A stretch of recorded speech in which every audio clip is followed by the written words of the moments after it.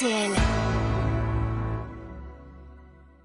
Voici le grand juron, Laurent Gérard, Jean-Jacques Perroni avec Caroline Alexis.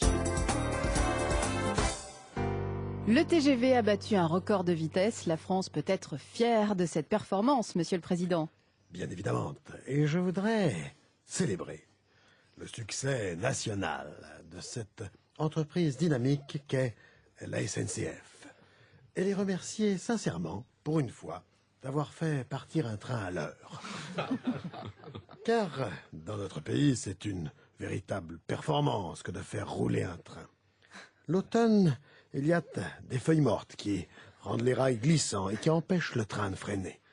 L'hiver, c'est le gel sur les caténaires qui empêchent le train d'avancer. Sans compter les romanichels qui volent le cuivre des panneaux de signalisation pour pouvoir s'acheter des Mercedes et des caravanes à parabole. Mais le pire fléau pour la SNCF, c'est Sudrail et la CGT qui, au moins une fois par mois, paralysent le pays en empêchant les trains de rouler. À quoi ça sert d'avoir un train à grande vitesse s'il ne roule pas? Je vous passe le guichet qui se ferme sous votre pif après une heure de queue quand vous voulez acheter un billet, les nouveaux uniformes à la con des contrôleurs et le nouveau logo merde qui nous a coûté la peau du cul, les chiottes qui débordent tellement qu'il faut venir avec ses palmes et son tuba, et le pire, la restauration rapide, qui porte bien son nom. C'est rapide, vous en mangez, et rapidement, vous avez la courante. Pour toutes ces raisons, je dis vive la SNCF, vive les syndicats, vive les Romano et vive la chiasse. José Bové, vous vouliez aussi nous parler du TGV? Ah ouais, pour une fois que je suis d'accord avec le président, parce que le wagon-bar du TGV, c'est aussi dégueulasse qu'un McDo, mais on peut pas le démonter. Sans compter qu'un TGV, ça pollue, les chiottes sont chimiques. Ben moi, tout le monde le sait, hein, je fais caca dans la sûre. Ben, dans le TGV, impossible. Avec l'appel d'air et avec la chiasse et la sûre, tu te retrouves crépé et déguisé en crunch. Régis Laspalès, vous prenez le TGV? Rarement. Ça va trop vite, ça me perturbe. Parce que moi, j'aime bien faire l'amour dans le train. Seulement là, avec leur TGV, ça va pas. Tiens, l'autre jour, j'ai pris le train à Gare de Lyon avec une dame. J'ai commencé les préliminaires à Montreux-Fautionne.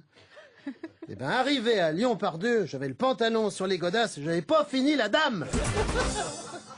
Dans le magazine Elle, on peut lire un quiz culture pour les candidats à l'élection présidentielle. Et à la question « Quelle est votre photo préférée ?», Jean-Marie Le Pen a répondu « Et nous n'inventons rien, ma femme Janie sortant nue de la mer Égée ». Vous pouvez préciser, monsieur Le Pen? Ya, du Chabel à Gaulle.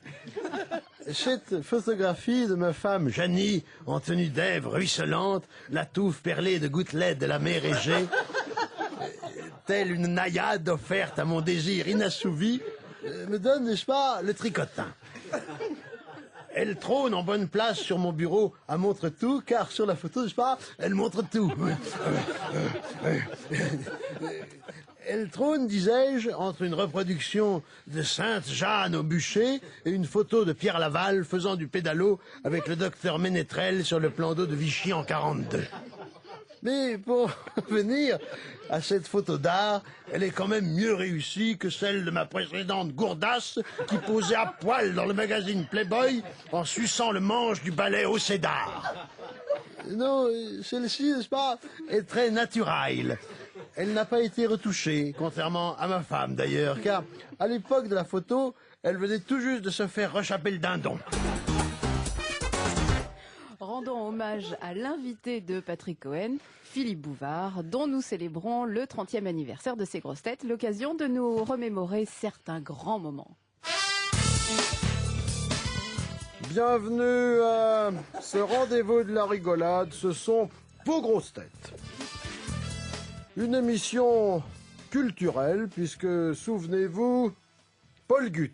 Ouh là là là là là là, ouh là, mon Philippe, mon bouvardissime, oui, oui, oui, oui, oui, vous avez reçu le jambon que vous a envoyé ma femme Yéyette. Ouh là là là là. Alors, est-ce que vous pourrez parler de moi à la Gagadémie française? Parce que tout le monde croit que je n'y suis pas, que j'y suis, mais je n'y suis pas, voyez. Et puis, puisque nous parlons de l'Académie française, nous recevons l'un de ses membres les plus brillants, Jean d'Ormesson. Bonjour mon cher Philippe Bouvard, comment allez-vous?